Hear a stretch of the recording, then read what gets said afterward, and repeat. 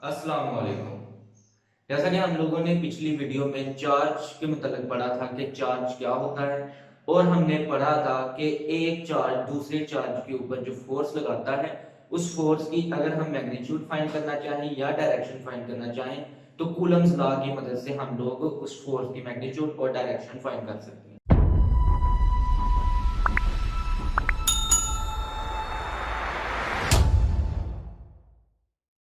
अब हम लोगों ने ये बात कर ली कि चार्ज एक बॉडी से दूसरी बॉडी पे शिफ्ट होता है, यानी इलेक्ट्रिसिटी का कॉन्सेप्ट आता है कि चार्ज फ्लो करता है, यानी इलेक्ट्रॉन्स फ्लो कर रहे हैं। अब हम बात ये करेंगे कि एक चार्ज अगर दूसरी बॉडी के ऊपर शिफ्ट हो रहा है तो कितना चार्ज शिफ्ट हो रहा है, यानी एक वायर से अगर इलेक्ट्रॉन फ्लो कर रहे हैं तो कितने इलेक्ट्रॉन फ्लो हो रहे हैं, उनकी क्वांटिटी क्या होगी, आज हम लोगों ने इस चीज के मतलब डिस्कस करना है। लेट्स सपोज आप देख सकते हैं कि ये एक चार्ज है। अगर ये चार्ज मूव कर रहा है तो इसको हम एक स्फीयर के अंदर रख लेते हैं, एक सर्कल के अंदर रख लेते हैं। लेट्स सपोज एक और चार्ज इस सर्कल के अंदर ऐड होता है, सिमिलरली एक और चार्ज ऐड होता है, तो अब आप देख सकते हैं कि इधर तीन चार्जेस मौजूद हैं उस सर्कल के अंदर। अब इधर बात क्या है, इधर बात ये है कि जब भी चार्ज मूव होगा किसी दूसरी बॉडी के ऊपर तो चार्ज कभी भी फ्रैक्शंस की सूरत में मूव नहीं होगा, कभी भी ये कॉन्टिन्यूस मैनर में मूव नहीं होगा, बल्कि ये डिसकॉन्टिन्यूस यानी डिस्क्रीट स्टेप्स में मूव होगा। इसका क्या मतलब है, इसका मतलब ये है कि अगर हम लेट्स सपोज नंबर लेते हैं बिटवीन 1 एंड 2, 1 एंड 2 के दरमियान अगर हम कॉन्टिन्यूस बात करें तो बहुत से नंबर होते हैं, 1.1 1.2 1.123, इस तरह बहुत से नंबर्स होते हैं। लेकिन चार्ज जब भी मूव करेगा एक बॉडी से दूसरी बॉडी के ऊपर तो चार्ज कभी भी फ्रैक्शन की सूरत में कभी भी कॉन्टिन्यूस मैनर में नहीं मूव करेगा। मतलब हम ये नहीं कहेंगे कि 1.1 कूलम चार्ज एक बॉडी से शिफ्ट होके दूसरी बॉडी पे चला गया, 1.2 कूलम चार्ज एक बॉडी से शिफ्ट होके दूसरी बॉडी पे चला गया, नहीं। हम जब भी बात करेंगे हम ये कहेंगे एक कूलम चार्ज मूव किया, दो कूलम चार्ज मूव किया, तीन कूलम चार्ज मूव किया, यानी हम लोग होल नंबर को डिस्कस करेंगे कि जब भी चार्ज मुंतकिल होगा from one body to another ये हमेशा डिस्क्रीट स्टेप्स में ही ट्रांसफर होगा। इसी चीज को हम लोग क्वांटाइजेशन ऑफ चार्ज कहते हैं, जो कि आज का हमारा टॉपिक था। What is quantization of charge? Charge हमेशा ट्रांसफर होता है from one body to another in discrete steps, discrete steps में ही चार्ज ट्रांसफर होता है, कंटीन्यूअस मैनर में चार्ज ट्रांसफर नहीं होता। लेट्स सपोज हम एक इलेक्ट्रॉन की बात करते हैं, तो इलेक्ट्रॉन के ऊपर आप लोग जानते हैं कि चार्ज होता है 1.6 into 10⁻⁻19 कूलम। अगर माइनस इलेक्ट्रॉन का चूंकि साइन हम लोग बाय कन्वेंशन माइनस लेते हैं तो इसको हम -1.6 into 10⁻⁻19 भी लिख सकते हैं। तो लेट्स सपोज अगर किसी बॉडी के अंदर 5 कूलम का चार्ज शिफ्ट हुआ है, यानी 5 इलेक्ट्रॉन शिफ्ट हुए हैं, तो उसका ओवरऑल अगर हमने चार्ज फाइंड करना है तो किस तरह फाइंड करेंगे, उसको हम इस फार्मूले की मदद से Q is equal to NE, where N is the number data transferred from one body to the another। N जो है ये होल नंबर है, इंटीजर्स हैं जो इलेक्ट्रॉन एक बॉडी से दूसरे बॉडी के ऊपर ट्रांसफर हुए। लेट्स सपोज हम अगर 3 इलेक्ट्रॉन्स की बात कर रहे हैं तो एक बॉडी से दूसरी बॉडी के ऊपर जितने इलेक्ट्रॉन आए हैं उनकी क्वांटिटी है 3, यानी n है हमारे पास 3, और हमें पता है इलेक्ट्रॉन के ऊपर जो चार्ज होता है वो 1.6 into 10⁻⁻19 है। तो अगर इस बॉडी के ऊपर हमने ओवरऑल चार्ज चेक करना है, क्वांटाइजेशन इसकी चेक करनी है, तो उसके लिए हम फार्मूले के अंदर वैल्यूज पुट करते हैं, तो हमारे पास ओवरऑल चार्ज आएगा 3 into 1.6 into 10⁻⁻19। इसी तरह अगर चार्ज 4 मुंतकिल हो तो 4 into 1.6 into 10⁻⁻19, इसी तरह 5 को हम चार्ज के साथ मल्टीप्लाई कर देंगे। इस सारे प्रोसेस को हम लोग क्वांटाइजेशन ऑफ चार्ज कहते हैं। अब हमारा नेक्स्ट क्वेश्चन है कि what is electric field. Electric field क्या होती है? हम लोगों ने पिछले लेक्चर में भी बात की थी कि इलेक्ट्रॉन दूसरे इलेक्ट्रॉन को और एक प्रोटॉन दूसरे प्रोटॉन को रिपेल करता है और एक इलेक्ट्रॉन दूसरे प्रोटॉन को अट्रैक्ट करता है। अब बात ये है कि वो कितने रीजन के अंदर, कितनी हदूद के अंदर दूसरे इलेक्ट्रॉन को रिपेल कर रहा है या अट्रैक्ट कर रहा है, उस रीजन को हम लोगों ने डिस्कस करना है। आप लोगों को पता है कि कुछ ऐसी नेचर के अंदर फोर्सेस मौजूद हैं जिन फोर्सेस को हम लोग कहते हैं नॉन कांटेक्ट फोर्सेस, यानी ऐसी फोर्सेस जिसमें कांटेक्ट किए बगैर, कोई चीज अमल किए बगैर हमें अट्रैक्ट या रिपेल कर रही होती है, उन फोर्सेस को हम लोग नॉन कांटेक्ट फोर्सेस कहते हैं। और इन नॉन कांटेक्ट फोर्सेस को डिस्कस करने के लिए फिजिक्स के अंदर एक टर्म है जिसको हम लोग फील्ड कहते हैं। तो इधर हमारा क्वेश्चन है जी इलेक्ट्रिक फील्ड क्या है। इलेक्ट्रिक फील्ड भी एक ऐसी ही फोर्स है जो नॉन कांटेक्ट है, यानी कांटेक्ट किए बगैर दूसरे पार्टिकल को अपनी तरफ अट्रैक्ट करती है या रिपेल करती है। जिस तरह gravity is the non contact force, gravity भी हमें कांटेक्ट किए बगैर, हमारे साथ कोई भी कनेक्शन बनाए बगैर हमें अट्रैक्ट कर रही है। तो इलेक्ट्रिक फील्ड का बिहेवियर भी सिमिलरली ग्रेविटी की तरह ही है। तो इस चीज को डिस्कस करते हैं। लेट्स सपोज ये एक चार्ज है, तो इस चार्ज का कुछ ना कुछ एरिया होगा जिस एरिया के अंदर अंदर ही ये दूसरे चार्जेस को अट्रैक्ट या रिपेल कर सकता है। फॉर एग्जांपल मैं अगर अपने हाथ की बात करूं तो मेरे हाथ की ये रेंज है, इस रेंज के जो चीज बाहर होगी ना मैं उसे पकड़ सकता हूं और ना ही मैं उसके ऊपर कोई फोर्स लगा सकता हूं। सिमिलरली इस चार्ज की भी कुछ ना कुछ रेंज है, उस रेंज के अंदर, उस स्पेस के अंदर ही ये दूसरे चार्ज को अट्रैक्ट या रिपेल कर सकता है। इसी चीज को हम लोग इलेक्ट्रिक फील्ड कहते हैं। What is the definition of electric field? Electric field is the region or space around the charge on which it exerts attractive or repulsive force on another charge।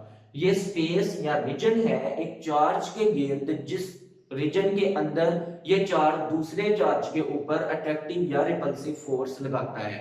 अब नेक्स्ट क्वेश्चन हमारा ये बनता है कि ये कितनी शिद्दत के साथ, कितनी इंटेंसिटी के साथ दूसरे पार्टिकल के ऊपर फोर्स लगाता है। लेट्स सपोज ये एक चार्ज है, या मैं अपने हाथ की ही बात करूं तो मैं इस पॉइंट के ऊपर किसी भी चीज के ऊपर ज्यादा फोर्स लगा सकता हूं, इस पॉइंट के ऊपर थोड़ी कम, इस पॉइंट पे मजीद कम, और जहां पे जाके मेरे रेंज का एंड पॉइंट होगा उस पॉइंट के ऊपर जाके मैं बहुत ही कम फोर्स लगा सकता हूं। इसका मतलब जिस स्पेस के अंदर या जिस रीजन के अंदर मैं फोर्स लगा सकता हूं उसके अंदर के सब डिवाइडेड पार्ट्स हैं जिन पार्ट्स के ऊपर मेरी फोर्स की वैल्यू मुख्तलिफ है। इसका मतलब इंटेंसिटी मुख्तलिफ है। सिमिलरली एक चार्ज दूसरे चार्ज के ऊपर जो फोर्स लगाता है वो फोर्स भी डिपेंड करती है उस चार्ज से उस दूसरे चार्ज का डिस्टेंस। जिस तरह हम लोगों ने कूलम्स लॉ में भी बात की थी कि अगर दोनों चार्जेस एक दूसरे के करीब होंगे तो फोर्स ज्यादा होगी, और अगर एक दूसरे से दूर होंगे तो फोर्स कम होगी।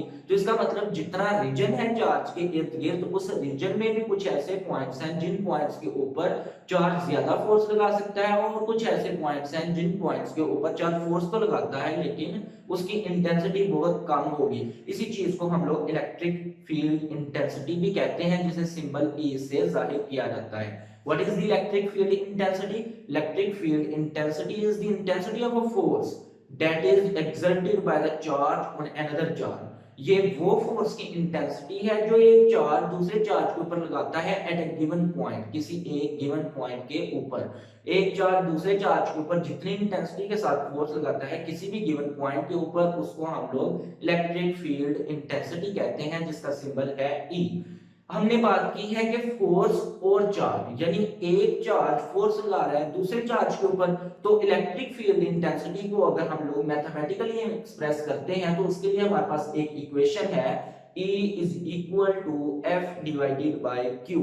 इसका क्या मतलब हुआ? Force per unit charge. Electric field intensity क्या हुई? Force per unit charge. ये फोर्स है एक यूनिट चार्ज के ऊपर एट अ गिवन पॉइंट। इसको हम लोग एक डेली लाइफ एग्जांपल की मदद से समझने की कोशिश करते हैं। लेट्स सपोज मैं एक बल्ब की बात करता हूं, तो उस बल्ब की इंटेंसिटी भी किसी जगह पे ज्यादा होगी और किसी जगह पे कम होगी।